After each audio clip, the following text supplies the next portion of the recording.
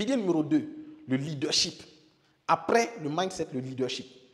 Donc, sur cette image, vous pouvez voir une personne qui est devant, qui indique le chemin à une foule de personnes. Donc, on parle de leadership. Un vrai leader est autonome. Il a le courage de prendre des décisions difficiles. Il a de la compassion pour ceux qui ont besoin d'être écoutés. Il ne cherche pas à être un leader, mais il le devient grâce à la qualité de ses actions et à l'intégrité de ses intentions, comme l'a dit Douglas. Et à ce niveau-là, ce qu'il faut comprendre, c'est que le leadership, c'est sa capacité à prendre des décisions, à prendre les devants des choses, à tracer le chemin et à guider les autres, à les tirer vers le haut. C'est ça la force d'un leader. Et le leadership comme solution au cercle de suivi. Lorsque vous voulez réussir, nous tous on a peur. Nous tous, on ne sait pas ce qui va se passer. Donc il y a la peur qui te retient et il y a la vision qui t'appelle. Il y a la peur qui te retient, il y a la vision qui t'appelle. Qu'est-ce que tu fais? Tu dois être capable de développer ton leadership et d'aller vers ta vision, pas à pas, vers ta vision. Ce n'est pas facile. Parce que la famille t'appelle. Ah, il faut nous faire des pots. Ah, ton petit frère a volé moitié. Ah, telle personne ne se sent pas bien. Ah, au travail, on va te solliciter, on va t'appeler. Tout ça va te tirer en arrière. Le problème, c'est que nos amis pauvres ne veulent pas nous voir riches parce qu'ils sont pauvres. Les riches aussi ne veulent pas nous voir riches parce qu'ils sont riches et puis ils ne veulent pas que les pauvres viennent se mélanger à eux. Donc, vous avez la pression à ce deux niveaux. Donc, il est important pour vous de savoir vous couper de ces liens et avancer pour réussir. Ça, c'est très important. Pourquoi devenir leader? Le leadership est un terme emprunté à l'anglais, définit la capacité d'un individu à mener, à conduire d'autres individus. Quand tu es un entrepreneur, j'ai dit un entrepreneur bâtit un système. Donc si tu bâtis un système, tu vas conduire les autres, tu vas guider les autres. Donc tu as besoin de leadership. Donc on dira alors qu'un leader est quelqu'un qui est capable de guider, d'influencer et d'inspirer, de guider les autres. Le leadership peut se définir comme le pouvoir, dans le sens de capacité et de possibilité de donner envie aux autres de s'impliquer et d'agir, de réaliser une ambition collective et atteindre un objectif commun. Quand tu es entrepreneur, tu dois être un leader. Tu dois booster, tu dois inspirer les gens par ton travail. Il y a ce qu'on appelle l'auto-efficacité. Est-ce que toi, tu arrives à inspirer tes collaborateurs? Je dis aux gens, est-ce que ta manière de chercher l'argent donne envie aux gens de gagner l'argent? Est-ce que ta manière de travailler donne envie aux gens de travailler? Tu dois te poser cette question parce que le leader, il est inspirant, il influence et il emmène les gens qui sont autour de lui à se dire, attention, il faut qu'on change, il faut qu'on fasse comme lui, il faut qu'on se bouge. C'est ça le leader. Donc, sur cette image ici, je vous montre l'image du boss et du leader.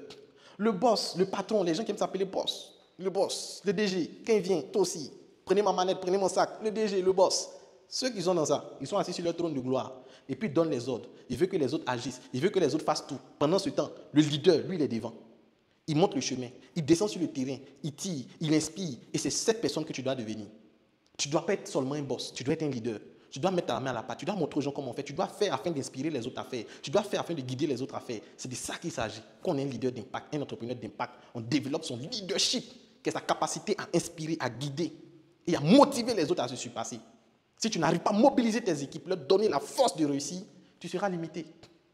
Une fois que tu as compris le mindset, tu as compris également le leadership, le troisième pilier, l'entourage.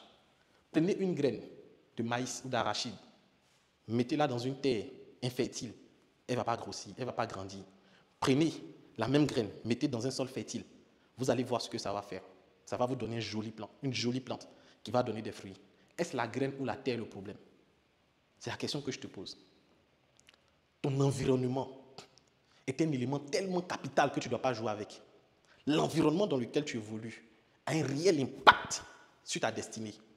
Voici pourquoi un entrepreneur doit savoir s'entourer. Dis-moi avec qui tu marches, je te dirai qui tu es. Si tu marches avec 3 millionnaires, tu seras le 4e. Si tu marches avec des gens qui parlent business, entrepreneuriat, affaires, management, stratégie de vente, comme on le fait au sein du réseau 1000 jeunes visionnaires, ce réseau-là, c'est un écosystème qu'il te faut. Toi qui m'écoutes, toi qui es inscrit, toi qui n'es pas encore inscrit dans ce réseau professionnel, c'est le moment de prendre conscience que tu dois évoluer dans un environnement. Si tu enlèves le poisson dans l'eau, tu le mets à l'air libre, tu lui dis de grimper un arbre, mais tu vas trouver que le poisson ne peut rien créer. Mais quand il est dans l'eau, il est dans son environnement. Non, c'est puissant. Donc, est-ce que tu es avec des gens qui parlent de fêtes, de show? C'est bien de fêter, c'est bien de faire le show. Mais tu ne peux pas être dans un groupe où tout le temps, c'est des sorties, c'est les fêtes, les beach parties, happy round, les trucs de sortie, party, tout le temps, vous êtes partis. Bouffe party, birthday party, Wendy party, tous les jours, vous êtes partis. Comment vous allez vous en sortir? Tu dois être avec des bosseurs. Surtout les 5-10 premières années de ton business, il n'y a pas de fête. Ça ne ressemble pas à la fête. c'est la guerre, c'est la bataille pour pouvoir installer ton business. Pendant les 5-10 premières années, tu ne vas pas faire la fête. Et ça ne donne pas l'envie de faire la fête. Donc, il faut s'entourer des gens bosseurs pour pouvoir réussir. Pilier numéro 4, la gestion de l'échec. L'échec, là, tu ne veux pas, tu montes, tu descends. Tu vas vivre ça.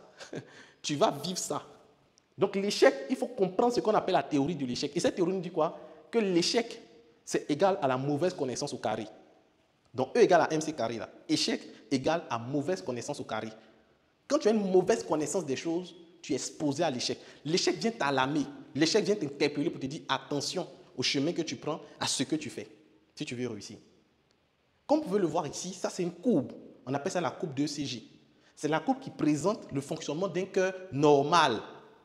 Un cœur normal, là, il y a des hauts, il y a des bas. Il y a des moments c'est stable, mais il y a des hauts, il y a des bas. Il y a des hauts, il y a des bas. Il y a des petits dos d'âne. C'est ça. Quand on dit un cœur est normal, c'est comme ça. Quand ça devient trait, ça signifie la mort. Quand ça devient un trait, ça signifie la mort. Donc, si tu vois que dans ton business, ou tu veux un business qui est comme ça, il n'y a pas de haut, il n'y a pas de bas, c'est que c'est un business qui est mort. Parce que le business, il y aura toujours des hauts, toujours des bas. Quand il y a des bas, ça ne veut pas dire que tu es maudit. Ça ne veut pas dire que c'est le péché que tu as fait là, le Seigneur est en train de te punir, il est en train de te mettre à l'épreuve. Ce n'est pas de ça qu'il s'agit. Ça veut dire simplement que tu dois te mettre à jour. Ça veut dire qu'il y a des choses que tu négliges, comme le fait de ne pas relancer tes clients, comme le fait de ne pas avoir de base de données, comme le fait de ne pas mettre à jour tes logiciels, comme le fait de ne pas mettre à jour ton cerveau. C'est une manière de t'interpeller pour dire attention, attention, attention, réveille-toi. C'est pourquoi vous allez voir quand d'autres viennent et puis le cœur bat, on fait quoi? Il y a un appareil là, électrochoc. Si vous regardez les films, vous allez voir ça. On met de l'électrochoc, on te secoue pour que le cœur recommence à battre. C'est comme ça. La vie va te secouer pour que tu te réveilles, pour que le cœur recommence à battre.